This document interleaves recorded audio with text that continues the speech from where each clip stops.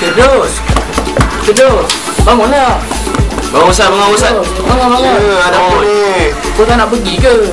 Pergi mana? Pergi mana Muiz? Pergi dakwah contemporary lah. Dakwah contemporary? Apa tu?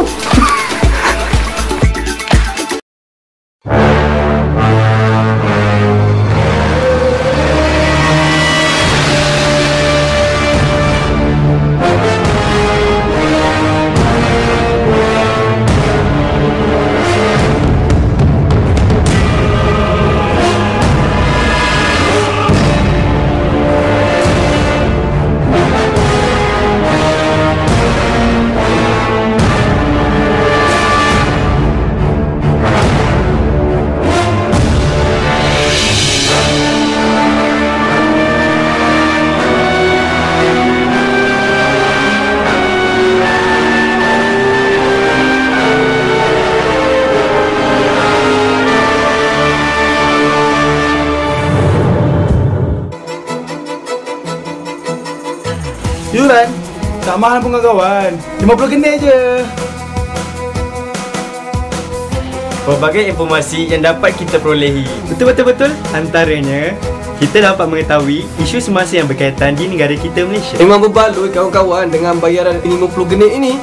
Untuk pengetahuan anda, penceramah dan pengisi slot ini datang khas dijemput daripada Malaysia. Selain itu juga, kita akan dapat sedia penyertaan, fail, kertas kerja program dan yang paling penting, makan dan minum.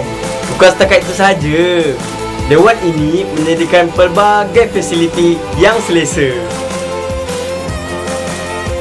Program ini terhad kepada semua ahli Selangor dan bahkan takhir yang lain. Di antaranya, Melaka, Pahang dan DPM Tonton.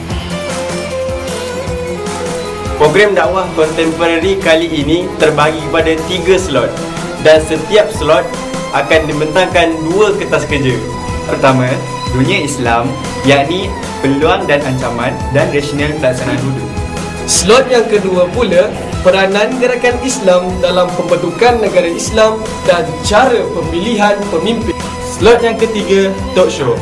Talk show kali ini akan membincangkan tentang sejarah khilafah Islamiah, menentang khilafah nakisah dan posisi ulama dalam pentadbiran Islam. Dan insya-Allah pada malam itu akan diadakan forum perdana yang bertajuk Hakikat Ulama, Pemikir Islam dan Aktivis yang bertempat di dataran Hayu Asyir. Ayo sahabat, sahabiah, sama-sama kita bergerak mengikuti program dakwah kontemporari versi 4 yang akan berlangsung pada 1 hari bulan November 2012 pada hari Khamis bersamaan 16 Zulhijjah 1433 Hijrah. Yang bertempat di Dewan Solah Kamil Jamiatul Azhar di Hayu Sadis. Ayo sahabat-sahabat sekalian, mari kita menghadiri program ini.